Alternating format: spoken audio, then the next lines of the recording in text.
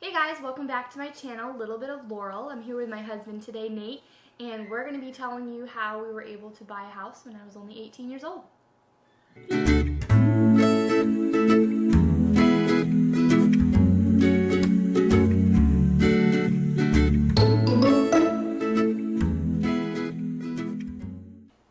So for a little bit of a backstory, my husband and I met when I was only 14 years old, and we've been together ever since.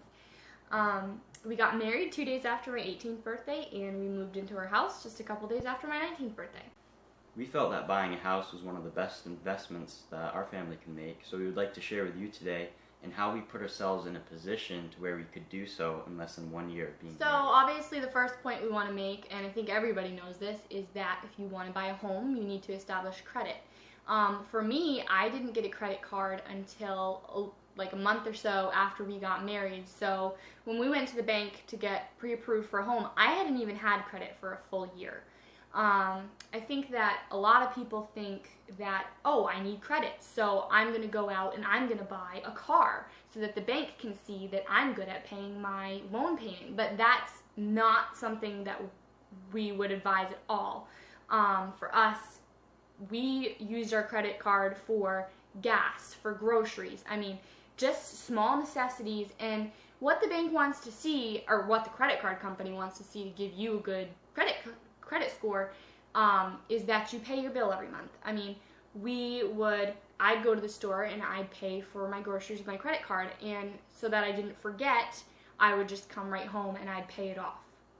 Right, and a lot of have issues trying to get their first credit card, and a lot of times credit cards will require you to have previous credit. So actually the first credit card that Laurel had applied to, she didn't get accepted. So just continue applying and eventually it will come, and sometimes you may need to even take a small bank loan from your local bank and just pay it off in monthly payments until you can get to that point. So point number 2 would be that you need to have a steady income. For us, I had been working at the same place for 3 years when we went to the bank. My husband had been at the same place for a while. He worked at the hospital, but you were only working per diem because he was also in nursing school. So the bank couldn't actually go off of my husband's income because per diem for them is not steady. So they want to see something that's going to be solid. So they could only go off of my income, which honestly wasn't a lot. I was making minimum wage. So that's also another point that we wanted to make, is that you don't need to make, $25 an hour just to be able to buy a house. I mean, I was making minimum wage, and that's the only income. They wouldn't even count his income at all for us to be able to buy a home, and we still were able to get approved for our mortgage. And also, to go along with that, in our next point, we'll be telling you why they accepted only a minimum wage job. So the third point is you're going to want a savings. Yeah, so for us, because I was only making minimum wage, which isn't a lot, and they wouldn't go off of his income, they wanted to see that we had something in the bank. And something my husband always says is, it's not about how much you make, it's about how much you save. It's what you do with the money that you're bringing in.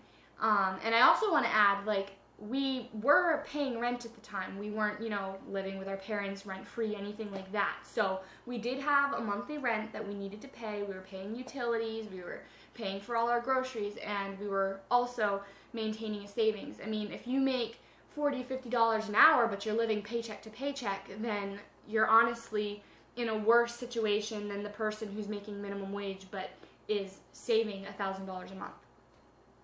So the fourth point we want to make is don't have debt. We did have credit cards, obviously, but we don't really believe in credit cards. We only have them because we needed to establish credit. So we used it as a tool to establish good credit. But if you do have debt, that's okay. Just work on paying it off, and then you can start fresh and go to the bank with, clean credit. You don't owe on a car, you don't owe on student loans, things like that. Right, and you prefer to have a nice home than to have the newest cars and phones, computers, and all that. So that's all for our video today, but if you want to see what we did to make an income from home, you can subscribe to my channel and follow me on social media, and the links will be below.